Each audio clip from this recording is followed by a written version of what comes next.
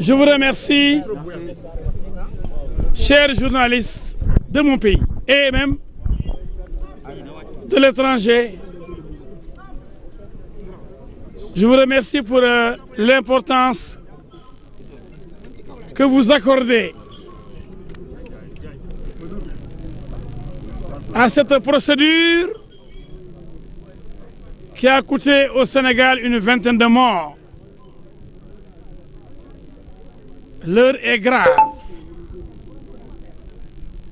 Notre pays ne mérite pas une guerre civile. Notre pays ne mérite point une guérilla. Notre pays, le Sénégal, ne mérite point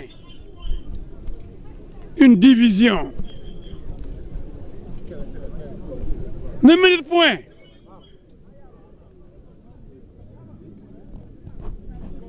l'animosité, les guerres ethniques, le clanisme, le massacre de sa jeunesse, l'instrumentalisation et la manipulation de ces populations. Notre pays, le Sénégal, vient aujourd'hui de tenir un procès capital pour son devenir, pour sa stabilité, pour la garantie du fonctionnement normal de ces institutions. Personne n'est au-dessus de la loi. Nul n'est au-dessus de la loi. Personne ne pourra être impuni dans ce pays. Tous les Sénégalais sont égaux devant la loi, quelles que soient par ailleurs les responsabilités détenues. Aujourd'hui, cette affaire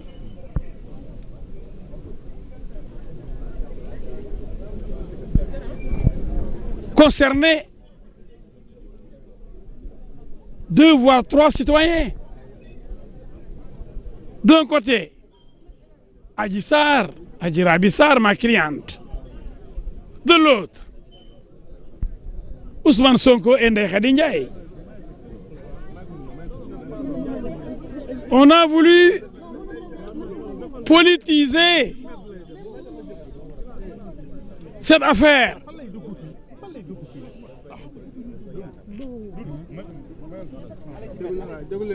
S'il vous plaît, soxla kenn sama wet. Ku fi ñëw na wàññeeku. Il faut être sérieux dans ce que l'on fait. C'est très grave ce que l'on fait. C'est extrêmement grave. L'heure est grave. Il y a eu des morts. Inutilement, on avait tué des jeunes. Alors, les absents et les retardataires ont toujours tort. Permettez-nous de continuer notre travail sereinement. Maître, quelles sont les raisons du renvoi de ce procès? On n'a pas renvoyé le procès. Essayez aussi de maîtriser les termes judiciaires, voire juridiques.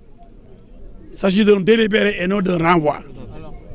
L'affaire a été jugée depuis ce matin jusqu'à 3h30, je crois.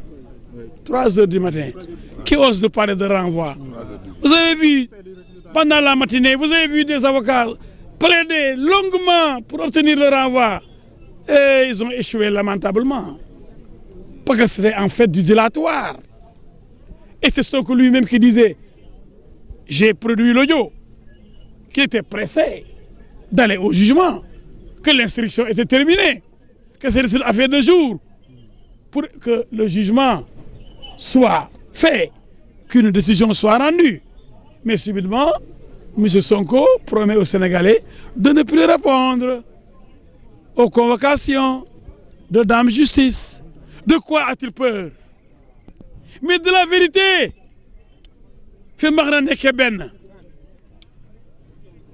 Là où doit jaillir la vérité, avec des débats contradictoires, la parole donnée à toutes les parties. Mais comme vous le savez, Sonko est défaillant. Et quand on est défaillant, quand on ne se présente pas devant Dame Justice, on ne peut pas bénéficier de l'assistance d'avocats.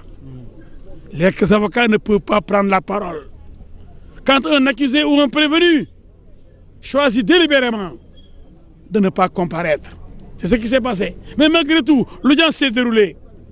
Parce que M. Sonko a son calendrier qu'il veut imposer au tribunal. Non! Le tribunal a montré son impérium. Le tribunal a montré son pouvoir, toutes ses prérogatives. Je suis très satisfait du déroulement. Le président a essayé véritablement de maîtriser l'audience. Êtes-vous satisfait du réquisitoire du parquet? Je ne suis pas totalement satisfait par le réquisitoire du parquet. Pourquoi? Parce qu'il y a une proposition du parquet qui me paraît un peu insolite. Après avoir bien développé les arguments qui plaident en faveur de la condamnation pour viol, le parquet a un peu reculé. Telle n'est pas notre position. Le refus de faire le test ADN, la présence de sperme constatée par le docteur Gaye, le laboratoire, le refus de M. Sonko de répondre aux questions du juge et de faire le test ADN, cela prouve que Sonko est coupable. Quand on n'est pas coupable, quand on n'a rien à se reprocher, on ne doit pas avoir peur de faire un test ADN. Que le parquet envisage une requalification des faits, qu'est-ce que cela vous inspire? C'est un peu surprenant, ce n'est pas logique. Vous avez vu le développement pertinent du parquet. Si le parquet vient essayer de couper la poire en deux en disant oui, si vous n'êtes pas convaincu par le viol, retenez la corruption de la jeunesse. Non, cela ne me paraît pas véritablement rigoureux. Oui, c'est assez inédit. Et je ne sais pas qu'est-ce que cherche le parquet, je ne le sais pas. Mais nous, de la partie civile, nous sommes sûrs de nos arguments. Vous avez vu les jeunes avocats, mes jeunes confrères qui ont plaidé avant moi, parce que je suis le plus ancien. Ils avaient déjà développé, formidablement développé, la thèse de la culpabilité, de la présence de Sonko qui, dans les premières heures, avait affirmé ne s'être jamais rendu au salon Sud Beauté, n'avoir jamais mis les pieds là-bas. Il avait dit qu'il ne connaissait pas cette dame qui s'appelle Adji Sarr, qui ne connaissait pas le salon Sud Beauté. Pardon, laissez-moi terminer. Vous n'allez pas m'imprimer. Vous ne pouvez pas imprimer. Aujourd'hui, mon allocution, ce que je dis, soyez un peu patient, chers journalistes.